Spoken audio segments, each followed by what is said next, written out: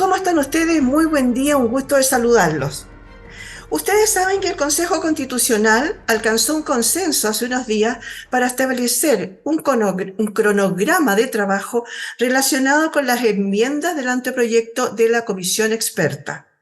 Entre medio, la Corte Suprema rechazó y luego se desdijo de la decisión y de oficio declaró admisible una reclamación contra el Consejo Constitucional por enmiendas que proponen nuevos capítulos al anteproyecto. ¿Qué controversias han surgido en torno a este tema? ¿Esto implicaría un retraso en la elaboración de la nueva propuesta? ¿Sabe usted qué es una enmienda? Vamos a conversar con el abogado Gaspar Jenkins, magíster en desarrollo regulatorio y profesor investigador del Centro de Justicia Constitucional UDD. ¿Cómo estás, Gaspar? Muchas gracias por recibirnos. Buen día. Buenos días, Miriam. Un gusto compartir contigo nuevamente. Sí, pues oiga, un gusto de que usted en realidad nos haya aceptado porque aquí hay una cuestión básica. Partamos a ver qué es una enmienda constitucional, porque hemos escuchado hablar de las enmiendas típicas norteamericanas, ¿no es cierto? Que es a una constitución que no se ha cambiado, sino que aparecen estas enmiendas a la constitución. Pero en este caso es para una constitución nueva. ¿Qué es una enmienda constitucional? Bueno, las enmiendas lo que buscan es generar una modificación o una adición a un texto que ya está previamente escrito. En el caso de la Constitución norteamericana, las enmiendas son justamente adiciones, ¿cierto? Son artículos nuevos que se les fueron agregando a la Constitución. Allá la Constitución norteamericana no tenía originalmente derechos, entonces las enmiendas fueron agregando derechos.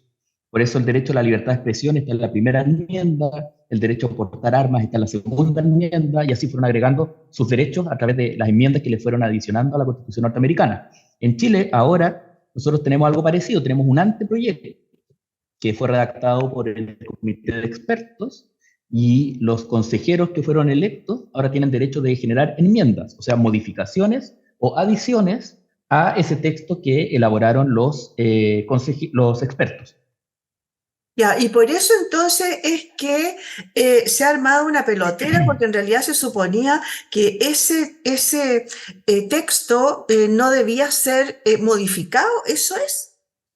No, el proceso estaba pensado para que los consejeros expertos, los consejeros elegidos democráticamente, mejoraran con cambios en algunos artículos que pueden haber quedado mal o en algunas cosas que se les pueden haber olvidado a los expertos, el anteproyecto. La polémica que se dio es que, claro, algunas de las enmiendas generan un cambio más bien sustantivo al anteproyecto. Entonces, ahí se genera un debate sobre cuánto se debe respetar o no el anteproyecto. Hay alguna posición que estaría representada por aquellos que son minoría en este momento en el Consejo, que dicen, no, el anteproyecto no se tiene que tocar mucho, hay que mejorarlo solamente. Y hay una posición que plantea el grupo más bien mayoritario, ¿cierto? Que dice, no, nosotros fuimos electos y podemos hacer cambios gruesos, digamos, no solamente cambios finos, sino que cambios gruesos al anteproyecto, porque para eso nos eligieron, ¿cierto? Entonces, en este momento, están empezando en el Consejo Constitucional a debatir sobre si corresponde o no corresponde aceptar las enmiendas que presentaron los distintos partidos políticos que están dentro del Consejo Constitucional. Entonces se ha armado pelotera, entiendo por esto, que un poco como en forma antojadiza, ¿no es cierto? Porque si el grupo que entró democráticamente electo se supone que es para mejorarlo, para cambiarlo, para agregarle, para sacarle, no habría por qué haber hecho todo este traspapeleo que se armó y que se metió la Corte Suprema entre medio. ¿Y por qué se metió la Claro. Corte Suprema? Claro, porque el proceso le dio un poder a la Corte Suprema desde un principio para que ella fuera una especie de árbitro de las reglas del procedimiento. Acuérdense que hay otro órgano, que es el Consejo Técnico de Admisibilidad, que es un tercer órgano, que es el árbitro, pero del fondo, ¿cierto? De algunas decisiones que se tienen que tomar. Pero del procedimiento es la Corte Suprema, y aquí un grupo de consejeros, que en este caso representan al bloque oficialista, por decirlo en términos amplios, ¿cierto? Desde la democracia cristiana hasta el Partido Comunista, consideraron que el ejercicio de presentación de enmiendas que realizó especialmente el Partido Republicano y también algunas enmiendas que firmaron la UDI y RN con Evópoli, estarían generando contravención, una negación a una de las reglas procedimentales, porque ellos interpretan que las reglas procedimentales, el reglamento, solamente permitía presentar enmiendas a artículos, pero estos grupos republicanos y UDI-RN presentaron también unas enmiendas para crear capítulos. Ellos interpretan que eso está fuera del reglamento. Entonces, consideran esa interpretación y consideraron lícito ir ante la Corte Suprema. La Corte Suprema, en una primera resolución, dictaminó la inadmisibilidad porque faltaba un documento que tenía que emitir el secretario del Consejo. Ese documento se lo consiguieron, se realizó una especie de apelación, una reposición en términos jurídicos, y la Corte Suprema acogió esa reposición y dijo, bueno, ahora que sí me acompañaron el documento, podemos continuar con la tramitación. Entonces ahora se desdijo, como tú dijiste, de la inadmisibilidad y dijo, ahora sí es admisible porque el papel que me faltaba lo tengo y por ende ahora vamos a resolver si es que corresponde o no corresponde el reclamo que ustedes están haciendo, por lo que uno ha podido sondear. Lo más probable es que la Corte Suprema debiera rechazar el reclamo porque existirían buenos argumentos para decir que no existiría impedimento para crear un nuevo capítulo, porque ellos fueron elegidos democráticamente para justamente presentar las enmiendas que consideran representan a sus votantes, ¿no? En buenas cuentas se armó pelotera por no dejar, como se dice, ¿no? Porque, Claro. claro, porque a lo mejor es una forma dilatoria, no sé, no tengo claro, digamos, por qué podría haber sido, porque en realidad, a ver, la Corte Suprema, por lo que tú dices, tiene todo el derecho, digamos, a participar de estas resoluciones de disputas, ¿no? Porque tú dices que quedó establecido. Y por otro lado, me llama la atención que hayan distintas interpretaciones. ¿Por qué nos pasa siempre eso en todo tipo de leyes o se arman estas controversias porque uno piensa una cosa, otro piensa otra? Yo creería que debiera ser como súper claro la norma como quedó. Claro, es que las palabras, sobre todo en derecho, tienen mucho significado. Y al final uno siempre trata de brindarle el certificado que es más conveniente a los intereses que uno tiene. Eso es natural, ¿cierto? Es normal y sobre todo en una disputa tan importante como la disputa política que se da en el Consejo, es natural que cada uno quiera utilizar todos los medios que tengan a disposición para tratar de obtener el mejor texto según sus ojos, ¿no? Entonces, claro, aquí la disputa en concreto se da por una palabra, que es una palabra, que es la palabra norma.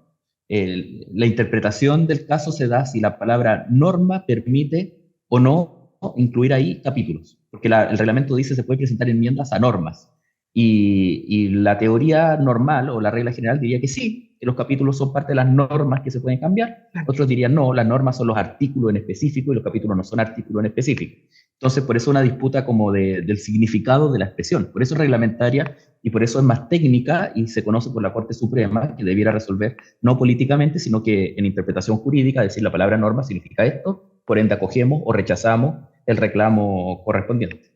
Oye, ¿esto implicaría de alguna manera no un retroceso, un retraso en el proceso? De alguna manera, a lo mejor se van a ver pillados, igual como en la convención anterior, ¿no es cierto? En la que a última hora era un pasar rápido. ¿Podría implicar lo mismo?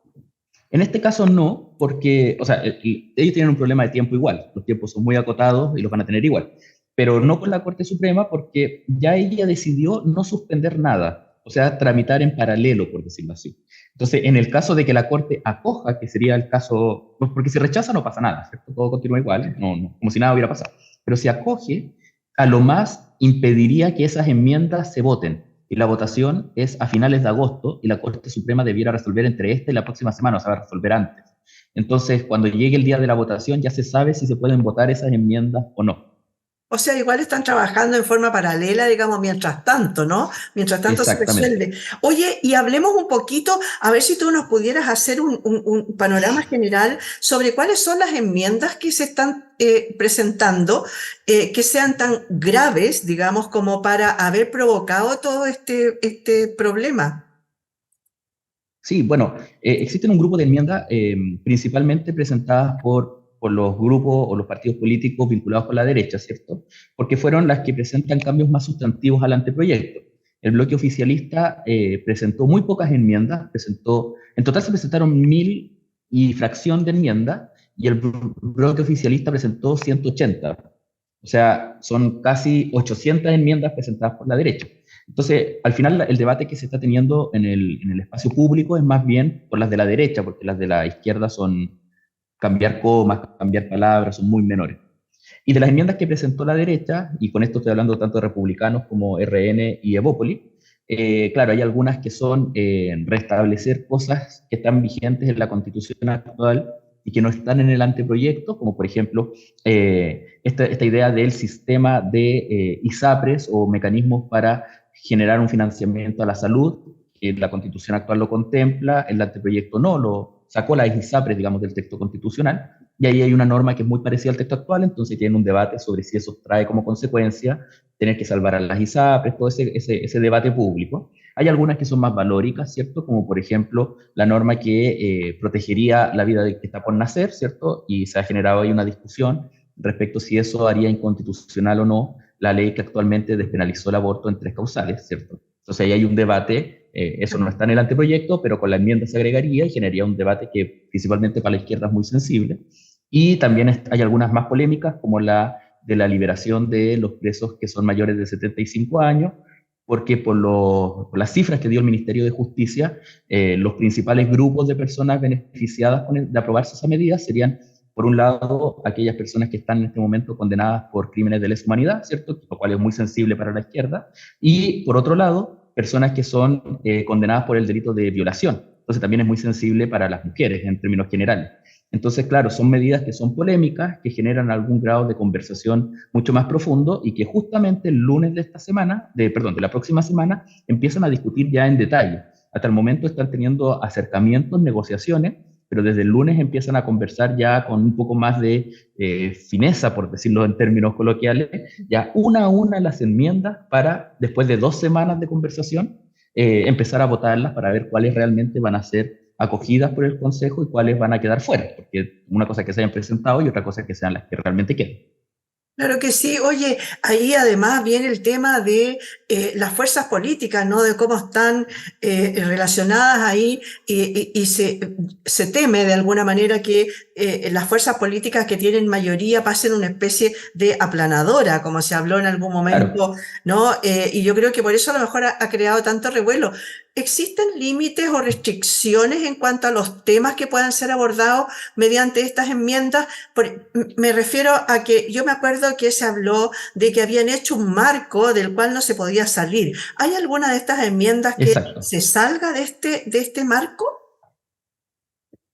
Bueno, aquí volvemos a lo que hablábamos al principio, es la interpretación que damos de esas bases, ¿cierto? Las 12 bases plantean algunos puntos que podrían ser, según algunas interpretaciones, rotas o quebradas de aprobarse alguna de estas enmiendas. Tal vez la más clara de ellas es una enmienda, hay una base que dice que la nueva propuesta tiene que proteger los derechos de niñas, niños y adolescentes, tiene que preocuparse de proteger a los niños, a las niñas y a los adolescentes, ¿cierto? El problema es que hay una enmienda específica que presentó el Partido Republicano que define, perdón, a los menores de 18 años como niños.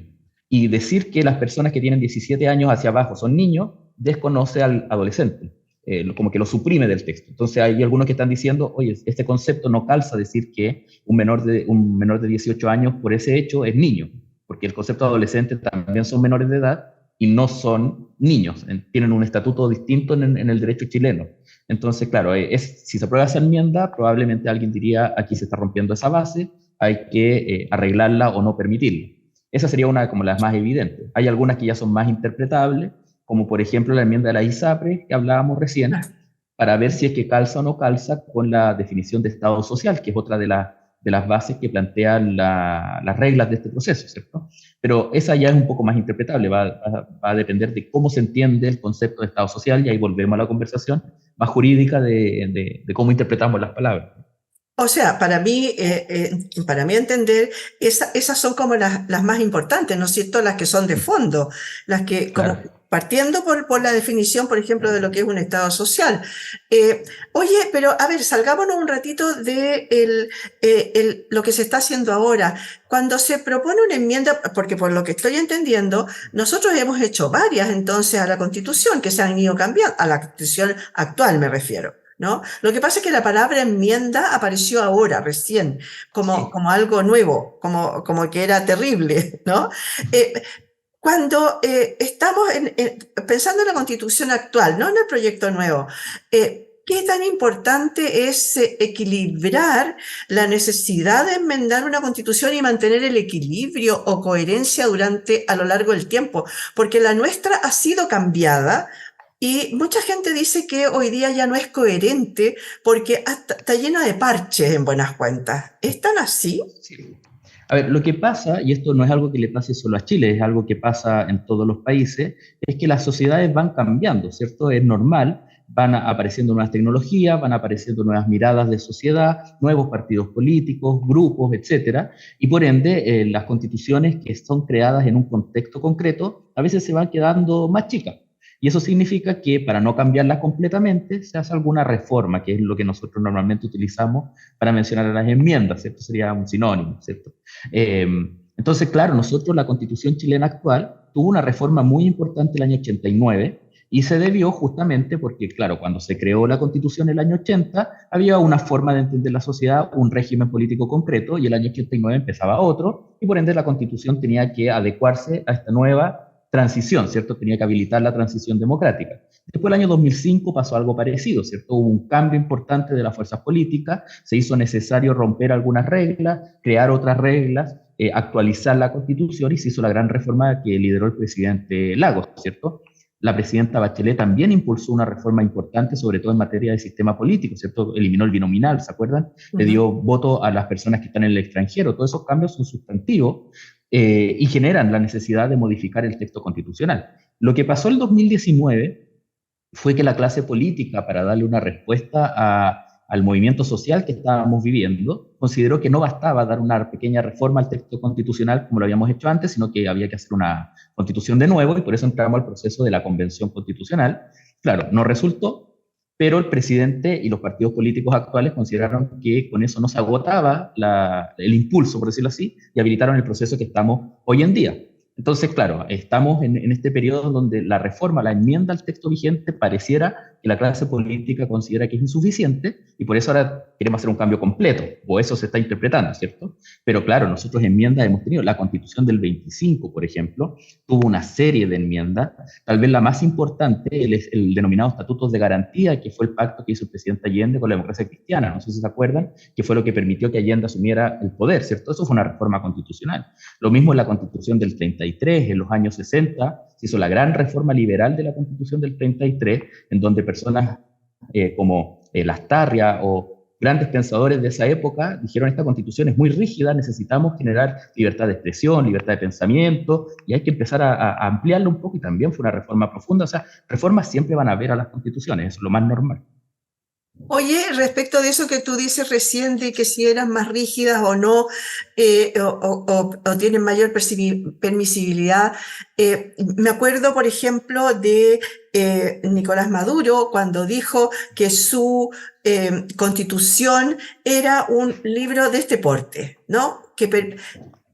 No sé qué tan restrictivo o qué tan permisivo, lo permite todo, no permite nada. Y lo otro que te quiero preguntar es, en el caso de la constitución actual, ¿quién hace las enmiendas? Son el Congreso, ¿verdad? Obviamente partiendo por el Poder Legislativo, no, el Poder Ejecutivo. Ejecutivo, perdón. Uh -huh. ¿Sí? ¿Es así? No, actualmente puede ser o el presidente o el Congreso, pueden ser cualquiera de los dos los que Ya. impulsen el inicio de una discusión. Ahora, siempre tiene que aprobarlo el Congreso, eso sí o sí. El presidente puede cambiar la Constitución, pero eso tiene que ser aprobado por el Congreso. No, el presidente solo no puede cambiar la Constitución, pero el Congreso solo sí puede. El Congreso podría hacer algún cambio sustantivo, salvo en aquellas materias que son de iniciativa exclusiva del presidente. No sé si te acuerdas, pero en pandemia se hizo una reforma constitucional para habilitar a las personas a hacer el retiro del 10% de sus fondos de pensiones. Eso no fue una reforma constitucional, pero que requería firma del presidente Piñera. Y el presidente Piñera fue al Tribunal Constitucional, no sé si se acuerda, y el tribunal dijo, mientras no tenga la firma del presidente, esto es inconstitucional, no se puede hacer. Después el presidente la firmó y la apoyó, y nosotros ya vimos lo que pasó con los retiros, ¿cierto? Pero al principio ahí teníamos un ejemplo de una reforma que sí requería al presidente, pero lo normal es que no, que el Congreso solo puede hacer por sí solo, digo, puede hacer la reforma constitucional. Oye, y respecto del comentario que te hacía yo con Ujú. la Constitución de Venezuela, ¿qué Sí, es el otro extremo? No, no hay sí. nada marcado, no hay nada que esté dicho realmente ahí versus otras que son a lo mejor en que tienen todos los temas tratados. Sí, bueno, eso depende un poco de cada país, ¿cierto? Lo normal o lo deseable es que las constituciones no sean muy extensas. Lo normal es que una constitución trate de abordar los temas que son los fundamentales. Uno suele decir, en términos muy coloquiales, que la constitución es la cancha. En fondo, cuando nosotros pensamos en un estadio de fútbol, pensamos en las líneas, desde donde dentro pueden jugar los jugadores, porque si la pelota sale, no vale el juego, ¿cierto? Los arcos, el estadio. La constitución sería eso, es la cancha de fútbol. Pero los jugadores, cómo juegan, quiénes juegan, eso es algo que debiera quedar para otro momento de la política, que por regla general es el Congreso Nacional, ¿cierto? El Congreso juega dentro de esa cancha, pero la constitución pone las líneas. Entonces, cuando uno piensa en una constitución así, claro, piensa en una constitución que deja que el Congreso juegue dentro de esa cancha, pero fijándole dentro de cuál es el marco, ¿cierto? Ahora, eso implica tomar decisiones que permitan a los jugadores jugar. Y ahí es donde empieza esta conversación de qué tan habilitante, qué tan minimalista es una constitución. Porque hay algunas cosas que yo probablemente no quiero que el Congreso toque por nada en el mundo, por inventarte algo. Yo no quiero que el Congreso permita el trabajo infantil, por ejemplo, o la esclavitud. Eso lo marco al tiro en la cancha. Digo, esta línea no se puede traspasar. Pero hay otras cosas que tal vez yo considero que a mí no me gustan, pero a otros le pueden gustar y creo que tal vez podríamos conversarlo con más tiempo, por inventarte algo, no sé, ¿cuál es el precio que hay que pagar en la expropiación? ¿Quiero que se pague un precio? Sí. ¿Cuál es el monto? Bueno, no lo definamos en la Constitución, que lo defina el juez, que lo defina la ley, alguien que puede ver más detalles. Entonces, marco la línea, pero no marco la decisión final. Entonces, ese debate es muy importante porque ahora trayéndolo a casos reales, ¿cierto? Pasa con la definición de las ISAPRES, como hablábamos de antes. ¿Tienen que estar las ISAPRES en la Constitución o puede el Congreso conversar sobre las ISAPRES o no? En el fondo, esa pregunta es relevante, porque si gana, por ejemplo, la enmienda que plantea que sí o sí tienen que existir las ISAPRES, el Congreso va a estar obligado a crear un sistema que considera las ISAPRES. Pero si las ISAPRES no están en la Constitución, el Congreso podría considerar sistemas en donde las ISAPRES estén en un rol distinto o derechamente no estén. Le damos mucha cancha ya al Congreso. En el fondo, cuando hablamos de una constitución minimalista o maximalista, lo que estamos diciendo es cuánto puede hacer el Congreso y cuánto no puede hacer el Congreso. No sé si me expliqué bien con el ejemplo de la cancha de fútbol, que es lo... Sí, yo creo que además para todos los peloteros, digamos, va a ser muy gráfica el ejemplo, ¿no es cierto? Oye, pero por otro lado, siguiendo con el ejemplo que tú dabas recién de las ISAPRES, a lo mejor, no sé, mi interpretación, no habría que decir sí, deben existir de todas maneras, sino que definamos más bien cómo es el tema del sistema de salud dentro de la Constitución, o cómo va a ser un sistema, si es elegible, por ejemplo, el tema de las AFP, llámense AFP o llámense como quieran, ¿no?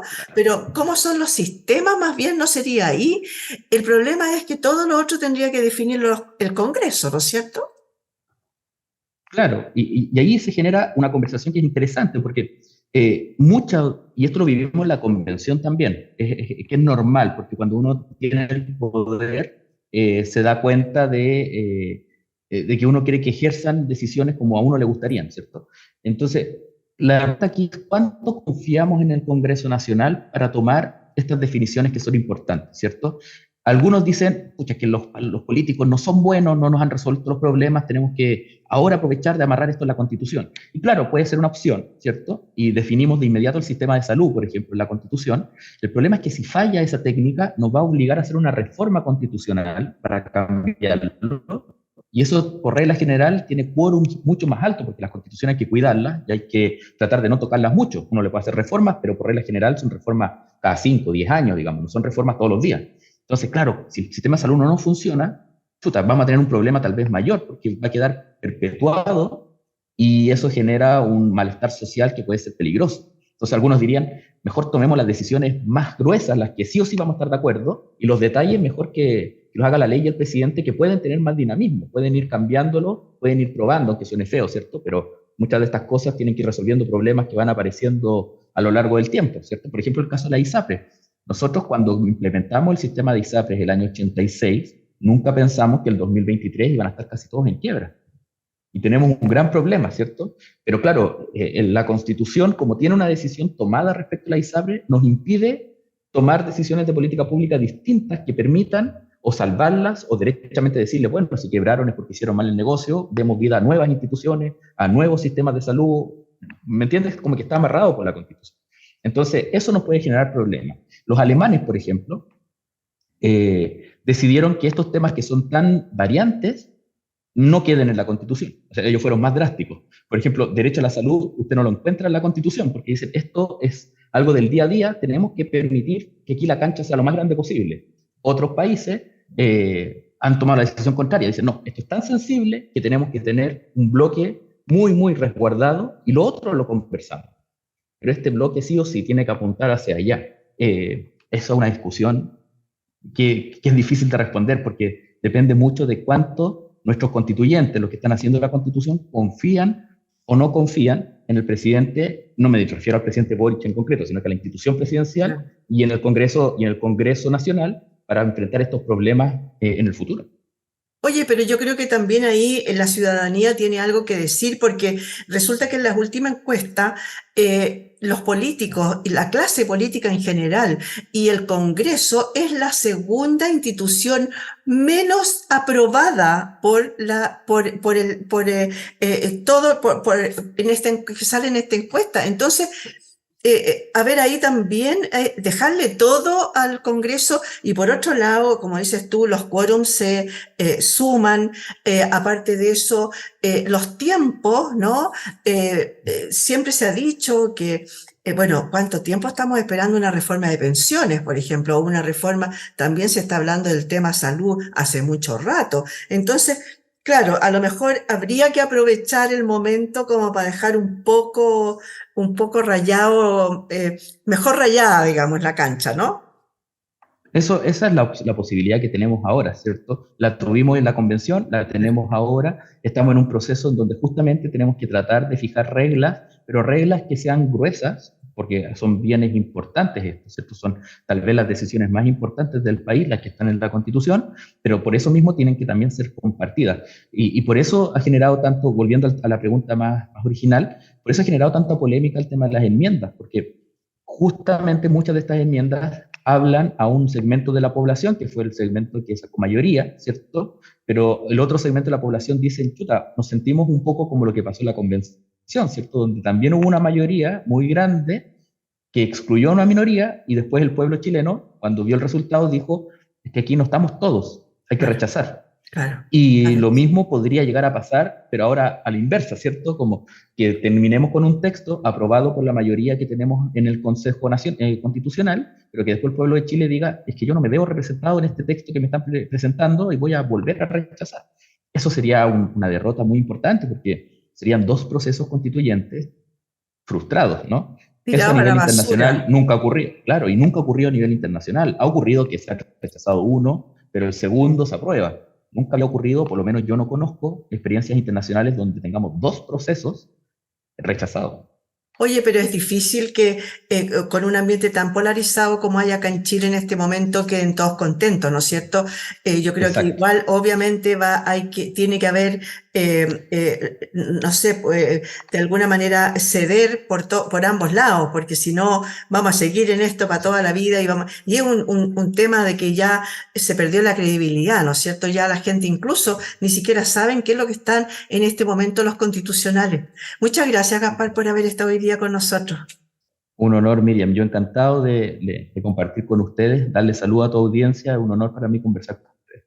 Oye, no, por favor, el honor es nuestro de todas maneras. Conversamos con Gaspar Jenkins. Él es abogado, magíster en desarrollo regulatorio, profesor investigador del Centro de Justicia Institucional de la UDD. Muchas gracias por haber estado hoy día con nosotros en este punto de encuentro.